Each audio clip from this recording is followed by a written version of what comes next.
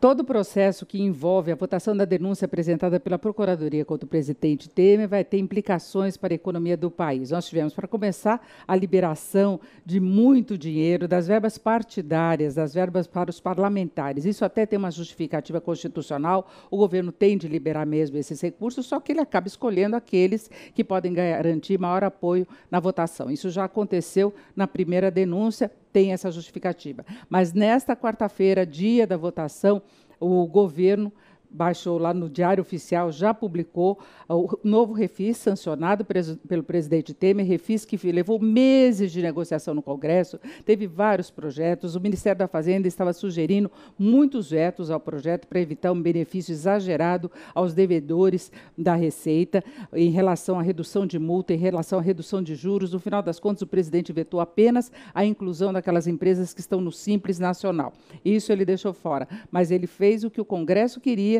para garantir os votos necessários para se defender, para se livrar da denúncia na Câmara. Ele ainda baixou o decreto no Diário Oficial, autorizando a privatização de 13 aeroportos, e deixou de fora Congonhas que é alvo aí de interesse político, para não esvaziar demais a Infraero, que é um cabide de empregos, que há as indicações políticas.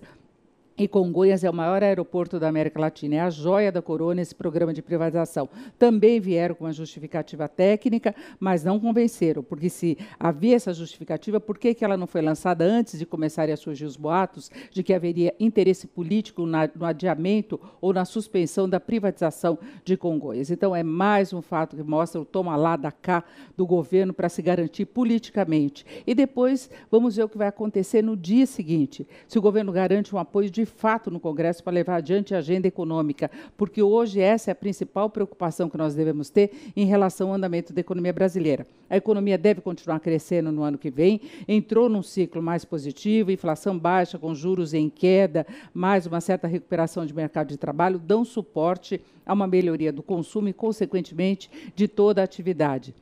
O país se seguir uma calmaria aí, sem grandes solavancos, tende a atrair mais investimentos, tem o programa de concessões, mesmo com algumas ressalvas, que pode atrair também mais investimentos do exterior, novas parcerias, melhorando a infraestrutura. Então, tudo isso dá suporte à previsão de um crescimento da economia no ano que vem de 2,5% até mais do que isso. Agora, tem a questão fiscal, e aí é ver se o governo terá condição, se terá apoio para levar adiante a reforma da Previdência. Claro que não nos moldes que já foram discutidos, que seria o ideal para se garantir uma evolução melhor das contas mesmo, mas medidas que possam surtir algum efeito, porque há um problema concreto em relação à evolução das contas.